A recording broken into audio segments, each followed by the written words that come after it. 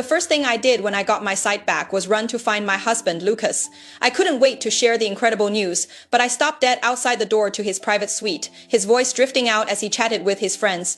Lucas, man, one of them slurred. Jenna's been blind for 2 years. You had Flynn pretend to be you and live with her that whole time, just so you could be with your childhood sweetheart. Aren't you worried he and your wife might, make the act a little too real? What's there to worry about? Lucas scoffed, taking a swig of his drink. His laugh was reckless. Flynn's got insane self-control. I've seen supermodels throw themselves at him stark naked, and he didn't even flinch. You think he's gonna touch her? He paused, his tone dripping with contempt. Besides, Jenna's frigid. As long as Flynn doesn't make a move, she wouldn't even think about it. The room erupted in crude jokes. Damn, I don't know who to feel sorry for, Jenna or Flynn. Two gorgeous people in one bed, doing nothing but talking. What a waste! Ha ha ha, the laughter echoed.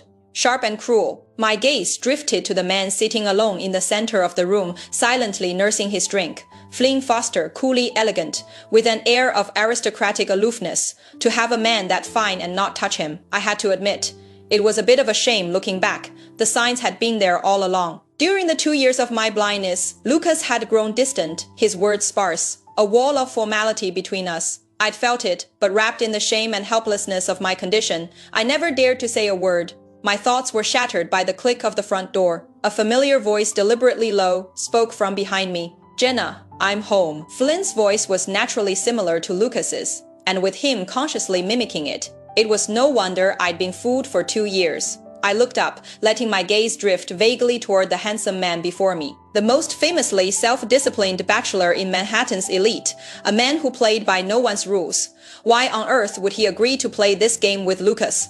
To act out this charade with me for 2 whole years? Well, if they loved to act, I'd be happy to play along. Pretending I still couldn't see, I fumbled my way toward him and wrapped my arms around his waist, pulling him into an embrace. Honey, you're finally home. I squeezed him tight, my hand conveniently brushing against the firm planes of his abdomen. In 2 years, Flynn had been the model of restraint. Even sharing a bed, he always kept a careful distance. We'd never been this close. He stiffened, clearly startled by my forwardness. His voice was a little tight. Jenna, what's gotten into you today? I forced a few tears to my eyes, my voice a wounded whisper. Lucas, you haven't touched me since I went blind. Is it because you don't want me anymore? Flynn's expression faltered. He softened his tone, trying to soothe me. No, you're overthinking it. The accident 2 years ago was hard on your body. I was just worried you couldn't handle it. My body's fine now, I purred, my voice dropping. I can handle it. My fingers fumbled their way to his shirt, unbuttoning it, my palm pressing against the solid warmth of his chest. Honey, it's been 2 years. You must have been working so hard to hold back, haven't you? Flynn's Adam's apple bobbed. His voice was raspy. Yeah, it's been fine. I blew a soft breath against his throat. So, what if we? Before I could finish, his phone rang, shattering the moment.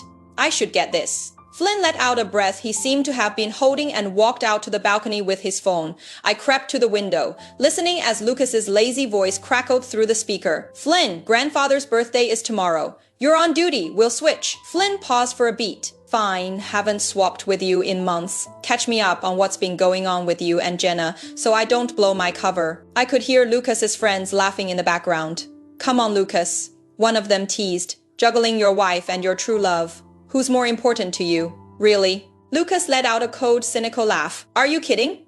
How could you even compare Jenna to Savannah? Jenna threw herself at me for years.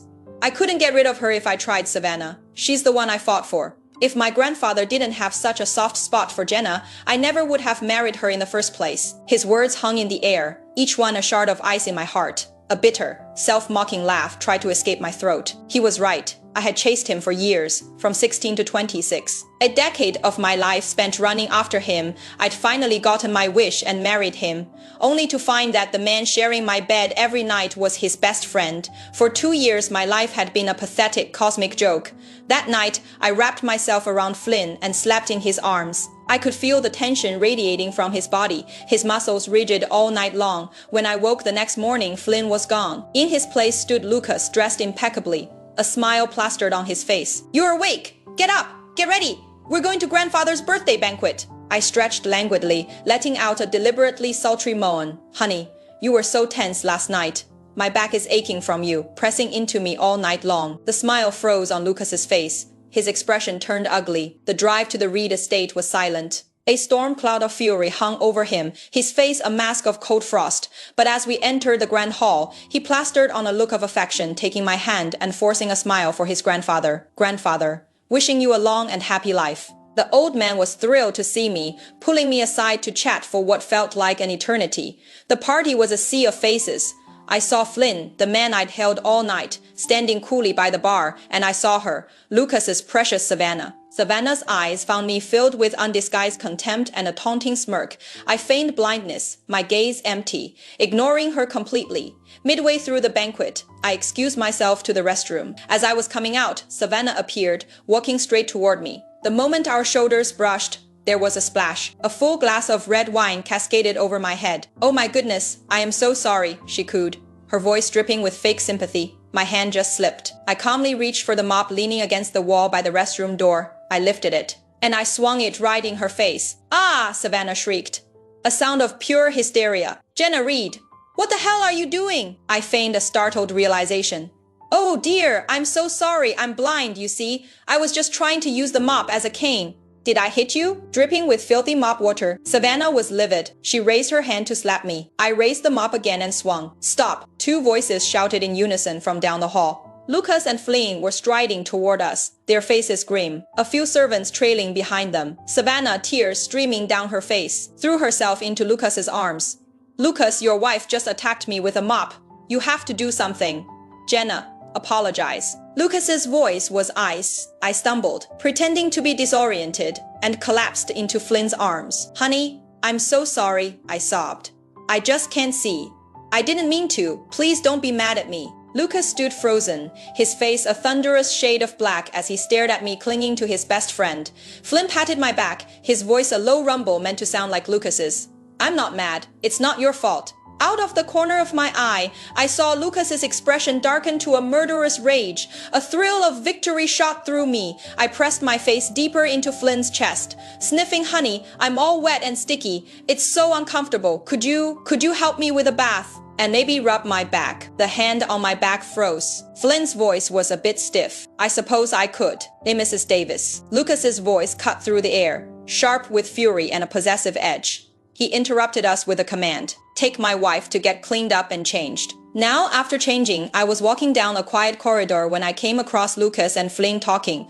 Lucas's face was a mask of fury. He interrogated Flynn in a low, sharp voice. "Flynn, I thought you had no interest in women. Why are you getting worked up over Jenna?" Flynn lit a cigarette, taking a moment before answering. "I'm a man, Lucas, not a saint. You can be the most ascetic monk in the world. But if a beautiful, half-naked woman keeps throwing herself at you, you're going to have a reaction." Lucas looked stunned, his face twisting in disbelief. "But Jenna, she's always been so cold, so distant." "Flynn, you have to promise me, no matter how tempted you are, you will not touch her. This is a game, and at the end of it, she is still my wife. And you just remembered that." Flynn blew a dismissive smoke ring, his expression mocking. "You've spent the last 2 years whining and dining your precious Savannah. Have you given a single damn about your wife in all that time?" Lucas fell silent. Flynn let out a short, harsh laugh. "If you love Savannah so much, just divorce Jenna and be done with it." "I can't." Lucas's reaction was visceral. "Jenna and we grew up together. I still have feelings for her, but I chased Savannah for so long. She finally said yes. I can't just let her go." "Ha!" Flynn stubbed out his cigarette, his voice dripping with contempt. "Scumbag." I didn't wait to hear more. I turned and walked away. "Lucas Reed, you want your childhood sweetheart, but you don't want to give up your devoted wife. But you can't have it both ways. The world doesn't work like that." The banquet ended and Lucas drove me home. As we pulled up, I saw Flynn waiting by the front door. Lucas handed me off to him without a word and drove away without a backward glance. Once inside, I went straight to the bathroom. A few minutes later, I called out, "Honey, I think I slipped. I hit my shoulder. Can you come in and help me with some ointment?" Soon, the bathroom door clicked open. Flynn walked in, a tube of cream in his hand. I was draped loosely in a towel, my hair damp water still trickling down my skin. Flynn's gaze locked on me for a second before he quickly looked away, fumbling with the cap on the tube. I feigned another slip, stumbling dramatically and falling right into his arms. The towel slithered to the floor. Our bodies pressed together, hot skin on hot skin. The tips of Flynn's ears went crimson. He tried to push me away. His voice strangled. Jenna, you! I silenced him with a kiss. He was rigid for a moment, but then all resistance melted away. His hand came up to cradle the back of my head, and he returned the kiss with a fiery intensity I never knew he possessed. Coming up for air, my hands went to the buckle of his belt. My voice was a husky whisper. Honey, we've been married for so long. Isn't it about time we had a baby? Flynn's Adam's apple bobbed violently. His voice was raw. Okay, whatever you want. With that, he swept me into his arms and carried me to the bedroom. Just then, his phone buzzed. Flynn ignored it, silencing it with a flick of his thumb. Aren't you going to? He swallowed the rest of my words with another kiss. From the afternoon until deep into the night, Flynn was like a starved wolf that had finally gotten a taste, insatiable and relentless. I was so exhausted I fell asleep in his arms in a hazy, half-conscious state. I heard him take a call, his voice a low whisper. I know. I won't touch her. You don't trust me. Fine, don't. Make a vow. I don't believe in that superstitious crap. After he hung up, I felt him lean close to my ear, his breath warm. Jenna, he murmured. Why did you have to love only him? I wanted to tell him I didn't anymore, but I was too tired, already sinking back into a deep, heavy sleep. After that first time, it was like a dam had broken. Flynn was an addict, and I was his drug. He craved me constantly for 2 straight months. He neglected everything else, dedicating himself entirely to me. As for Lucas, I heard he'd taken Savannah on a vacation abroad. I hadn't seen him in 2 months. One day, I wasn't feeling well, so Flynn took me to the hospital. And there, at the entrance, we ran right into Lucas and Savannah, who had just returned to the country. What a coincidence! Savannah chirped first, her voice sickeningly sweet. I've been feeling so nauseous lately, with no appetite. I wonder if we just had a little too much fun on our trip, and well, you know. What are you two here for? Flynn shot her a cold look. Jenna wasn't feeling well. I brought her for a check. Up, Lucas. Afraid of blowing his cover, said nothing. But his eyes were glued to the faint red marks on my neck, his face a terrifying mask of cold fury. I pretended not to see any of it, walking past them with a calm, placid expression. But just as I passed Savannah, she let out a sudden ah and stumbled backward, falling dramatically into a decorative fountain nearby. Lucas's face contorted in panic. He immediately jumped into the water to pull her out. Soaking wet, Savannah burst into hysterical sobs. Lucas, your wife pushed me. I swear I didn't do anything to her. Why does she keep attacking me? Lucas's face was a storm cloud of rage as he rounded on me. Jenna Reed apologized to Savannah. Now, I almost laughed. It was always like this. He never asked. Never investigated. He just condemned me. Why should I apologize for something I didn't do? His eyes turned glacial. His voice like cracking ice. If it wasn't you, who was it? She was walking right past you. Do you think she just jumped in herself? You lost your sight. Did you lose your heart too? All these years, no matter how much I gave, how much I loved him, Savannah was always his first priority. I let out a cold snort. I will not apologize. You don't have a choice. He kicked the back of my knee, hard, forcing me to my knees on the cold pavement. He grabbed my head, trying to force me to bow in apology to her. Let her go. Flynn lunged forward, yanking Lucas's hand away, his eyes blazing with a quiet fury.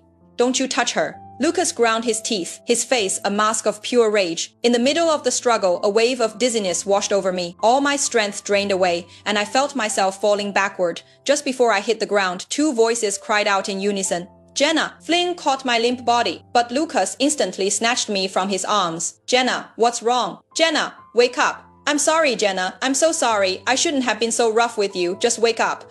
Lucas lifted me into his arms and sprinted toward the emergency room. Outside the ER, Lucas stared daggers at Flynn, his voice a low, dangerous growl. Flynn, you're going to explain to me what those marks are all over Jenna's neck. Flynn scoffed. Right now. Don't you think you should be more concerned about her health? Just then, the doors to the ER swung open. A doctor walked out, pulling down his mask. It's nothing serious. The patient is just pregnant. The emotional distress caused her to faint. She'll wake up soon. What did you say? Lucas looked like he'd been struck by lightning, his face a canvas of pure shock.